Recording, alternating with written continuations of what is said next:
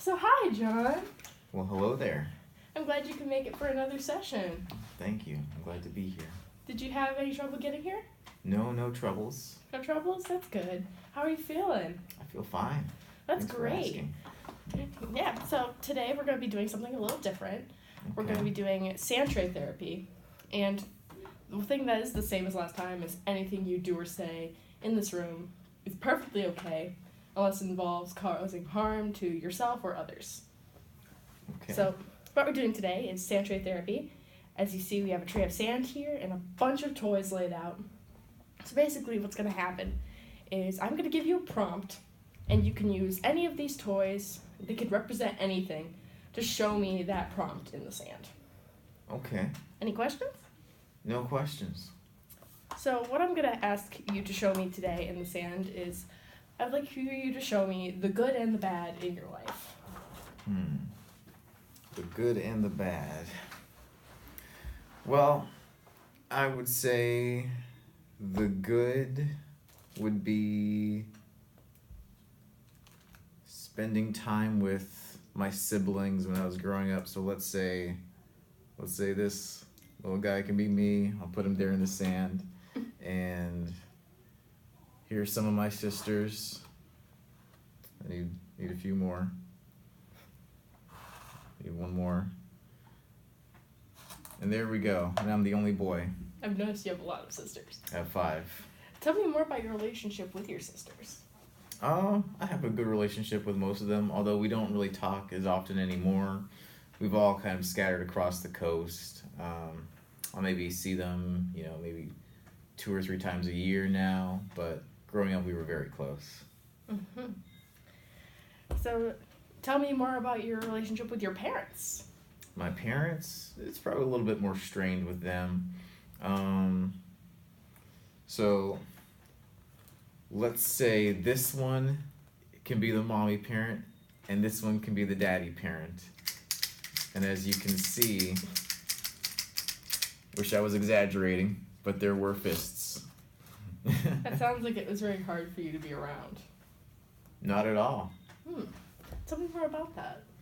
Well, I guess growing up around that sort of changes your perspective on it. So for my sisters, they were always afraid. They would we would go outside and they would want to hide, but for me, I would want to go in and confront my parents when they were arguing. I see. So I'm curious to hear about why you think that relationship was strained. Why their relationship was strained, I would say, my dad, he was, an alcoholic, a chain smoker. He didn't want to work. He just wanted to be retired. He was, I guess kind of at the, the retirement age when he had, me and my younger sister. Mm-hmm. He's a little bit older than my mother. He's almost 2 decades older than her, and so his dream was to just live on a tropical paradise and go to the beach every day. That was his dream, and for him, it didn't matter if there was no water, no electricity, as long as he had alcohol, cigarettes, and sunshine, he was happy. Sounds like that might have been frustrating for you to be around.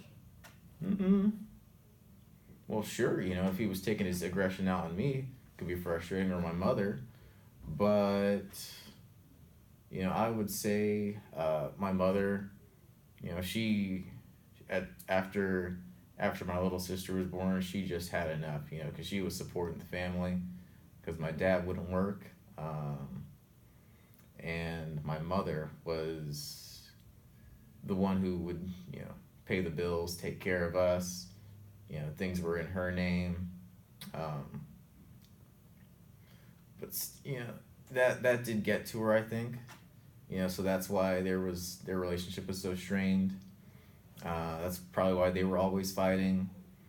And it didn't help that my dad was low key cheating on her too. Oh. And I'm curious to hear more about that. Well, he had a whole other life planned out for when his marriage with my mother failed. he was going to elope with this woman he had known from his old seminary days.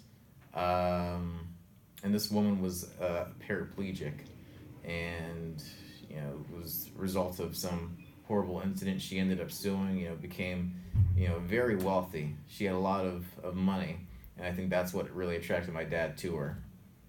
Mm. So I'd like for you to look at all the toys in the sanctuary and see if there's anything else you would like to add right at this moment to talk about. Well, we can add maybe this football player, because I used to love playing, wasn't football. I would play volleyball with my sisters. Sounds like that was a good bonding experience for you and your sisters playing sports together. Oh yeah, we'd spend all day outside, playing volleyball, having a good time. Tennis. Sometimes, just exploring the woods. Just outdoor stuff. I'm curious to hear more about what you would do with your sisters to spend time together. If I were to hang out with them now, I'm not sure what we do. Maybe we just watch TV at this point. I don't think they want to play volleyball. They're a little bit past that. They don't really want to do sports or anything. Which is okay. That happens as you mature. Your mind's more interested in different things. So. So you said that your sisters were more scared of your father and your mother. I'm curious to hear about their relationship with just your mother. With just my mother, I don't think any of my sisters had a very good relationship with her, and in fact, they've cut my mother out of their lives completely. They don't talk to either of my parents. So, if a miracle were to happen overnight, and you could use the sand tray to demonstrate that, I would like for you to show me a better situation. A better situation as in right now, or for back then? Either one. Well, I don't think any miracle can happen now. I think their relationship's too strained at this point. They've gone their separate ways in life, and I don't think that's ever gonna change at this point. But if we could go back in time and maybe replace these two figures, they're stuck now. I'm just not gonna touch those. Maybe with these two figures, Wonder Woman and Batman, which is a legit superhero dating combo if you're up to your superhero knowledge.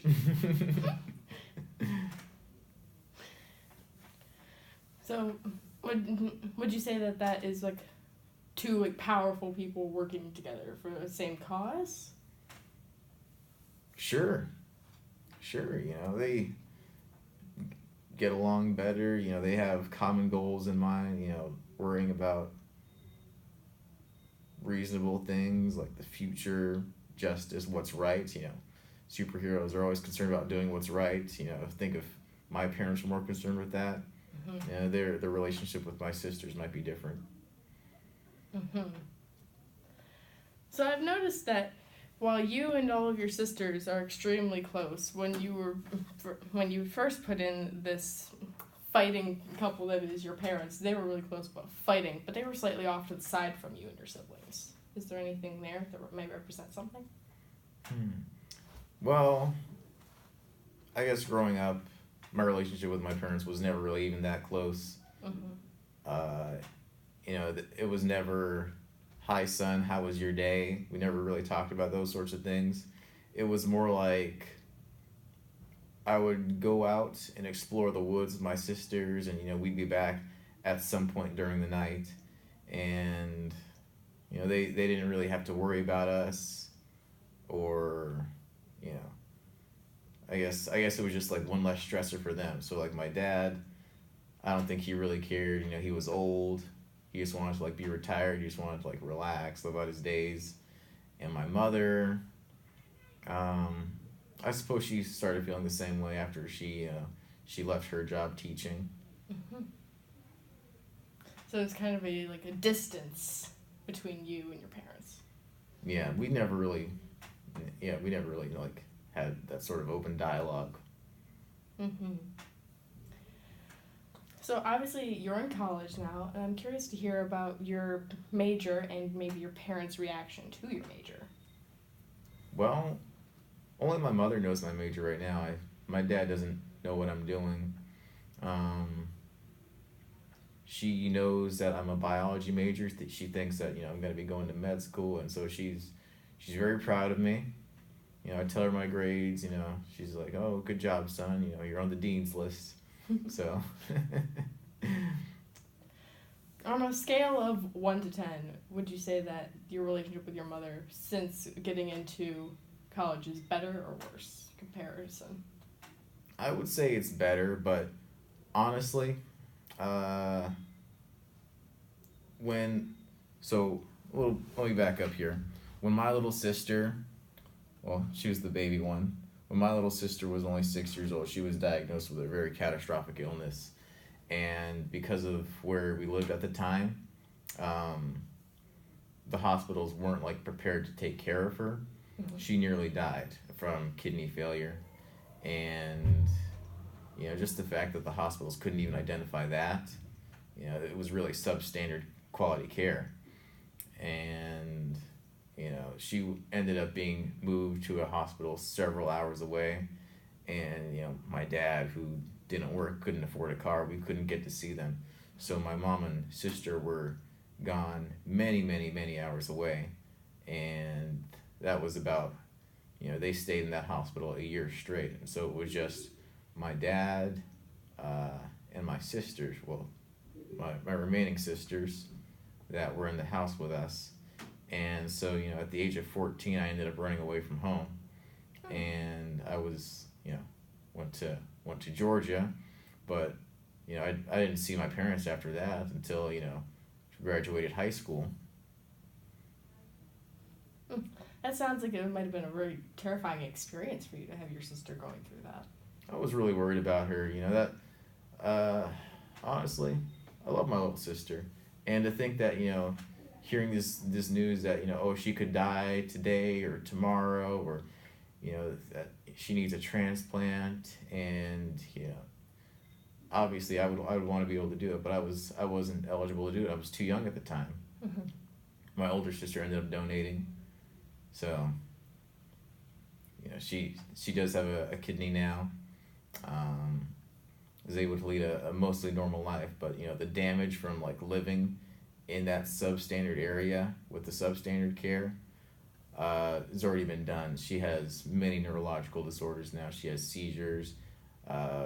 She's got to be on medication for the rest of her life, and I guess that maybe is also a part of the reason why my sisters don't get along with either of my parents. Mm-hmm. Is that they chose to have us in this place where if one of us were to get sick, nothing could really be done for us, and if we lived anywhere else, my little sister would have had they would have caught the kidney failure, and my little sister would not have had any of the stuff that's happened to her. She wouldn't have all these disorders. She wouldn't have all these neurological problems. Mm-hmm. I can't imagine. I also have a little sister, and I can't imagine how frightening that must be to go through all of that with someone so young, especially at such a young age. Yeah, it's very sad. And when I was able to visit her, so the town we lived in, they actually were able to get us a shuttle to the city over on the other side of the island, and I got to see my little sister, and her hair was falling out. It's very sad. Mm-hmm. Because hair is like a big part of a young girl. Mm-hmm. Their hair is very important to them, and when she started losing her hair, I saw how much that hurt her, and I didn't want her to feel alone, so I shaved my head in support of her. That is very sweet. Yeah. But we only have a few minutes of the session left, so is there anything else that you would like to add to the sandbox?